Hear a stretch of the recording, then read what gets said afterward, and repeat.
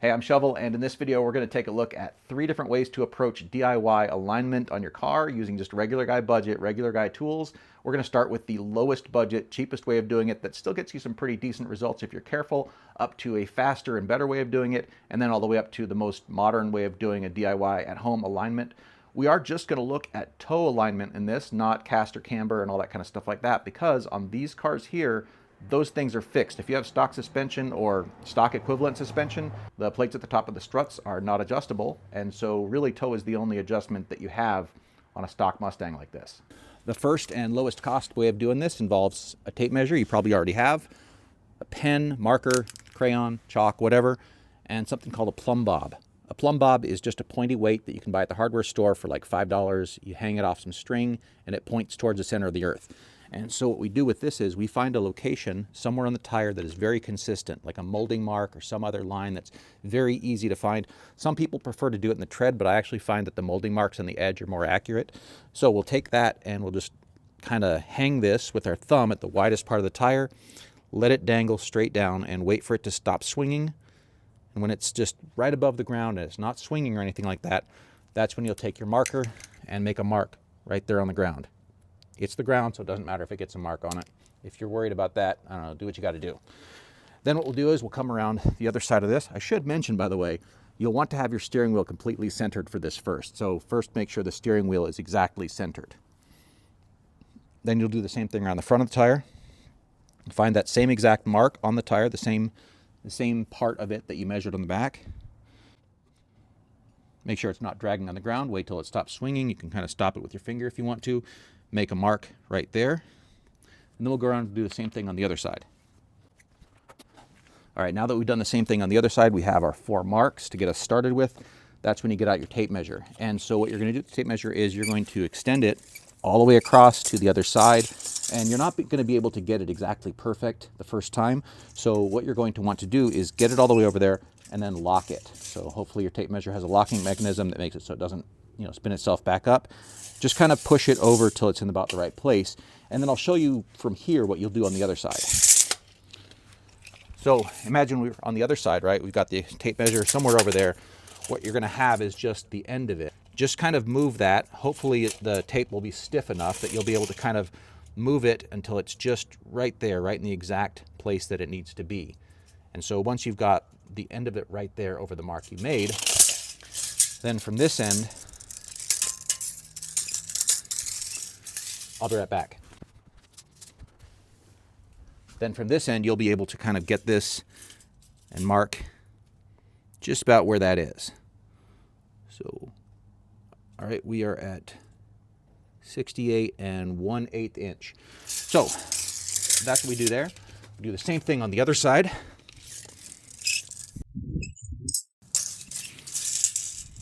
We already know that we're looking for about 68 1/8, so we'll start with that.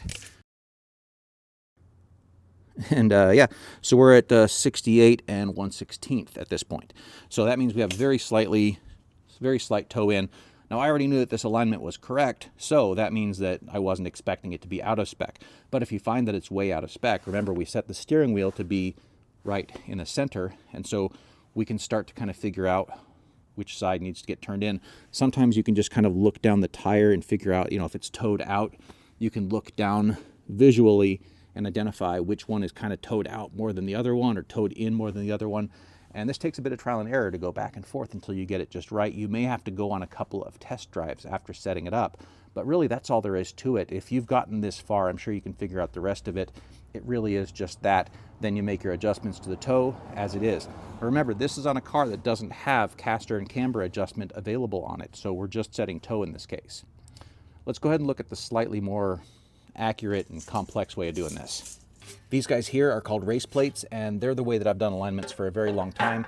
You can see they've got some kind of little laser cut stuff going on there, and then they have these little studs right here. And the way that you work these is the bottom of them is kind of bent outwards. That's to lean them a little bit away from the tire, because tires kind of have a bit of bulge on them typically. And then these guys here are made adjustable, so you can move them right to left to fit up against the flat part of the wheel. Basically what we're going to do is we're going to take this and lean it up against the wheel, make sure that it is up against the flat parts. If you have exposed wheel weights, like those little lead weights, and they're clamped onto the outer rim, you'll have to make sure that you're not, getting too close to those guys. But basically you just tap it up against that, make sure it is stable up against the wheel. Do the same thing on the other side. And from here you can either use one or two of these tape measures. I've got two of them, and we're going to do basically the same thing we did with the little, marks on the ground. We know that, well, I already knew from a minute ago that it's going to be about 68 inches. So we'll go ahead and take these things and feed them out about that far. Do the same thing on the other side, of course, and on the front. What I'll have to do on the other side is these little laser cut notches. We're just going to go ahead and lock the tape measure in there. Now these are of course going to read a little bit more than the 68 1/4 or whatever that I measured previously, and the reason for that of course is because we're not measuring from the tire tread, we're measuring from the plate. But because the plate is coupled or leaned up against a flat consistent part of the wheel, we're going to get a very consistent measurement. Be right back. With these, we can get a whole lot more accurate. So for example, we're at like, 70 5/16 or something like that right here. And then here we are at just about a 70 7/16, give or take. And so we can get very, very close to accurate with this. This is the way that I lined this car previously. And really, we're done at this point. Obviously, if I needed to do an alignment adjustment, I would get under there and I would turn the tie rod ends where they need to go. But this is already where I want it to be. So let's go ahead and see how accurate I was doing it the old-fashioned way. This is the modern and more expensive way of doing it using an iPhone, this bracket, and a piece of software called Gyroline. So we're going to go ahead and click that button and launch the app. This is my first time using it on an iPhone. I did buy it originally for Android, and then they stopped doing support for Android phones without using their like $500 bracket. I'm not going to go ahead and buy that. This, I think, was something like $150 for a lifetime, like everyday guy license, which sounds like a lot, but if you pay $150 for an alignment, the second alignment is free, and the third one is free. You get what I'm saying. The way this works, you take your phone and stick it in the bracket, and then you put the bracket up against a consistent machined part of your wheel so that it's just level right up against it, and then you try to operate it back and forth until you get that green diamond right in the middle of where it goes, and then you tap the wheel that you're working on, which is hard to do while holding a phone. I'm going to tap that with this hand. Now that we've checked that, we're going to go ahead and walk over to the other side, and we try to move this as little as possible, which again, that's a little difficult to do while trying to record, but we're going to go ahead and put this in the same exact place on this wheel, get that green diamond right in the middle of where it belongs, and then we're going to tap that wheel. And then now that it's shown us this, we're going to go back over and do the same thing again with that first wheel, just for consistency.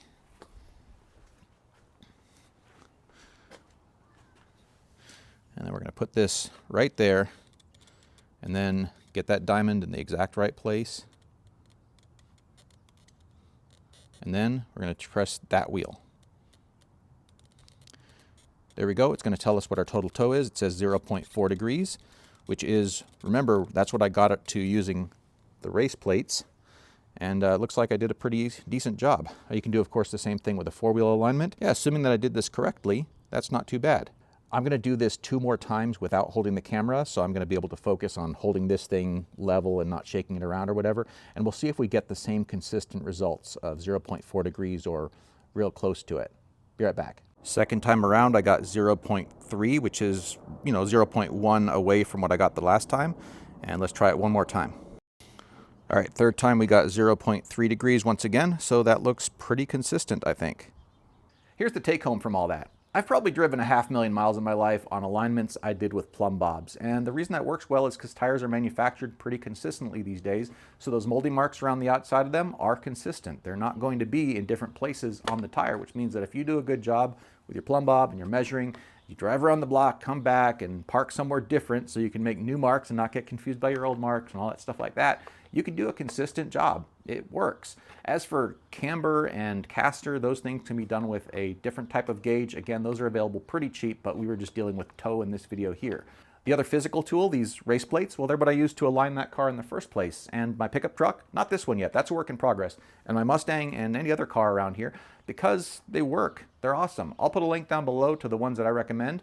And then as for the Gyroline thing, well, it's more expensive. And it's also an app, which means that they might just disappear one day. You never know with apps because they're not really yours. So I did find it to be really good, and I liked it, and I don't regret purchasing it. But it may stop working one day. These are never going to stop working. So I kind of find these things to still be a better value. These are where I would stick with if you don't want to spend too much money and you want something that's going to last long term. If you want the most convenient thing possible, Gyroline did work pretty well. I'm not going to lie.